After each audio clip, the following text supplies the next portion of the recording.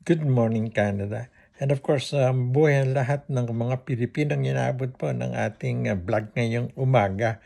Ngayon po ay Miyerkules, June 26, 2024. At maga tayong naglabas ng ating talakayan sa ating mga katropa pips, mga katropang senior sa buong Pilipinas. Andiyan po pala ang pinakamaraming listeners natin. Ha? Kaututan dila sa Nueva Ecija, sa buong Pilipinas. Napakataas po ng ating following dyan. Sana po tuluyan na natin ang pagkakaisa natin. Please like, share, and subscribe. Ayan, ito po inyong kabayan Mondatol, Datol Order. Well, gaya po ng aking isinulat sa aking pong sa aking artikulong Datol Order sa newspaper ng Philippine Nation News Today sa Vancouver at dito po sa Greater Toronto area na lumalabas din po ang Datol Order sa Taliba newspaper. Ayan, mababasa nyo po na sinabi ko nung na hindi dadalo. Malaking posibilidad na hindi dumalo itong suspended Bamban Mayor Alice Go sa gagawin nga ngayon o kanina o kahapon dyan sa Maynila o kaninang umaga ay hindi dumalo nga sa Senate hearing na pinamumunuan ni Senator Risa Ontiveros. Itong si Alice Go ng Bamban Tarlac. Paano po? Siguro nga marami siyang kilala dyan na nagbibigay ng tip kung ano ng pag-uusapan. Lumabas kanina po. Kanina lang, dalawang identity parehas, Alice Go, ang lumutang. Ng Dragon Marin Sendang, sinasabi ko na matatakot na ito magpakita sapagkat baka hulihin na siya. May nag-apply po pala ng NBI clearance sa Tarlac mismo. May NBI office dyan na Alice Go. Alice Lial Go ang pangalan. Ilang linggo yata bago pinarehistro nung Angelito Go o yung sinasabing tatay ni Alice Lial Go. Yung kanyang delayed birth registration certificate. Biruin mo, bago pinarehistro yung certificate of live birth niya na delayed. 19 years old na pala nung pinarehistro yun. Nag-apply na ng NBI clearance yung isang Alice Lielgo. Parehas ng pangalan, parehas ng apelido, parehas ng date of birth na July 12, 1986. At ang spelling ng kanilang pangalan, parehas. Alice Lialgo. Ng Dragon. Ano yun? Stolen identity? Pero paano niyang nalaman na merong ganon? May kasabot ba sa NBI yan? Hindi natin masasabi sapagkat ang NBI talaga ang tingin ko dyan pinakamataas ang respeto ko sa NBI agents natin at sa ating opisinang National Bureau of Investigation. Pero coincidence lang ba yun? Tanong nga ni Senator Risa Ontiveros na dalawang Alice Lial Go. Pero ibang litra ito, siyempre, NBI, kukuha ka ng clearance yan. Ako, nung araw pa, kumukuha ako dyan. Ganun naman sa amin sa newspaper. Bago ka tanggapin, bigay ka lahat ng clearance mo. Police, NBI, barangay, everything. Nung 19, kailan ba yun? 84 pa ba yun? Nung mag-apply ako sa FSDC, ika nga natin. Semi-government corporation sa farm system. Hinanapan kagad ako ng NBI clearance, police. Hindi na kailangan ng police pag may NBI ka. Barangay clearance. Kukunan ka ng picture sa NBI, pati yung biometrics yung piano, fingerprints. Ganon ang nakita ng NBI sapagkat gulantang sila. Siyempre, nakikipagtulungan ng NBI sa PAOK, sa Senado, sa iba pa pong mga law agency na nag-iimbestiga nung illegal pogo. Nag-umpisa sa pogo yan Itong kaya Alice Go eh. Nakita sa kanya pala yung lupang tinayuan ng Pogo. Saan kayo nakakitang 10 hectares sa likod lang ng munisipyo ng Bamban?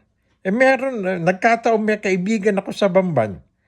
Alam naman nyo, dati akong tri-media man ng sports sa Pilipinas, marami akong pinapupunta at nagiging kaibigan. Nag-text sa akin, sabi niya, paring Mon, sabi niya, kilala namin yung alkalde niya yan sa Bamban, taga-Bambang kami, sabi niya. Pero sumilpot na lang yan. Kami hindi namin binotihan sapagkat bago, bata. Although magandang araw talaga, Chinese. Pero hindi kilala. Nagulat sila, tinalo ng ilang 100 yung kalaban eh. Ika nga. That's local politics. Alam po natin, di ko naman masabi nagkabayaran. Ganun naman ang nangyayari sa Pilipinas pag eleksyon eh. Wala namang natatalo dyan eh. It's either dinaya o nandaya. Dalawa lang. Pilipinas pa. Alam naman natin yan. Tagal ko na naging reporter dyan eh. Sports nga lang ako noon. Radio, TV sa sports. Kaya sabi nga sa akin nung kumpare kong andyan, sabi niya, hindi naman namin kilala yan. Biglang sumulpot at saka, alam mo na, madalas kumukuha.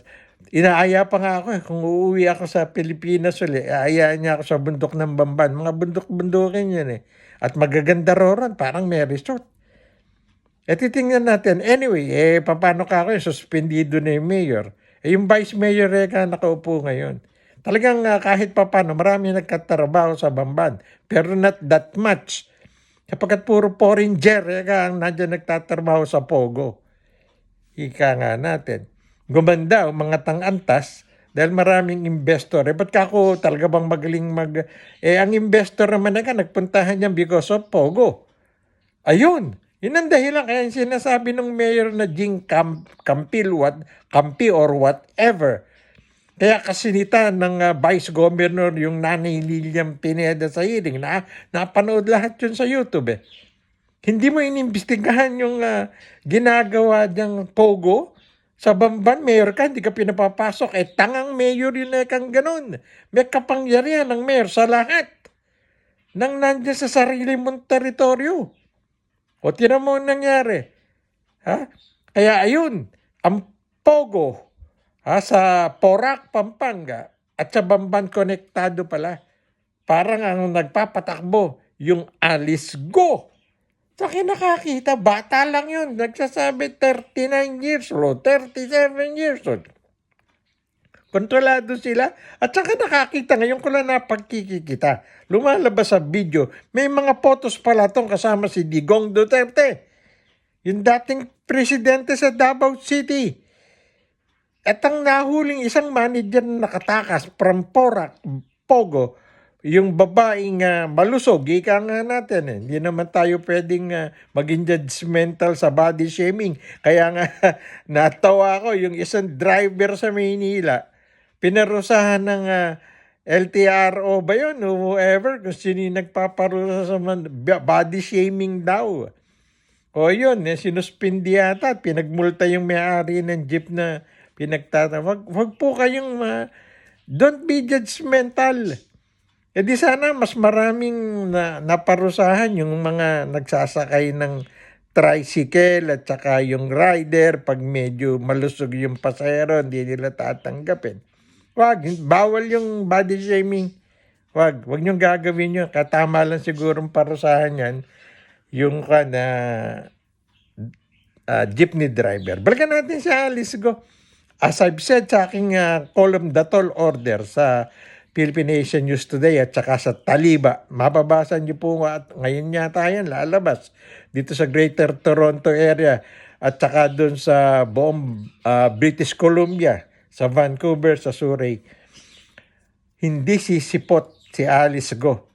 Hindi nga sumipot. Actually niya matatakot na yun, baka hulihin siya. Ano ang dahilan niya? May sakit. Hindi raw kaya na yung pressure. O binigyan siya ngayon ng subpoena. Pag hindi siya sumipot sa susunod na hearing, warrant para siyang pakukulong na. Baka tumakas na yan papuntang China. Dalawa passport niya, nahuli na. Nitong si Senator Win Gatchalian. Dalawang passport.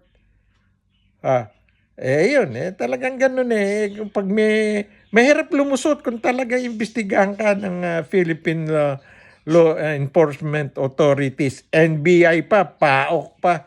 Presidential Anti-Organized Crime. Mabigat yan. Saka yung AMLAC ngayon. Ipipris na lahat ng properties ni Alice Go. Yan po ay go hopping. Hindi yan Alice Go. Yung Alice Go lumitaw na. Hindi, malayo at I don't know. Yung lumalabas, ang layo sa katotohanan. Higa nga. Stolen identity yan.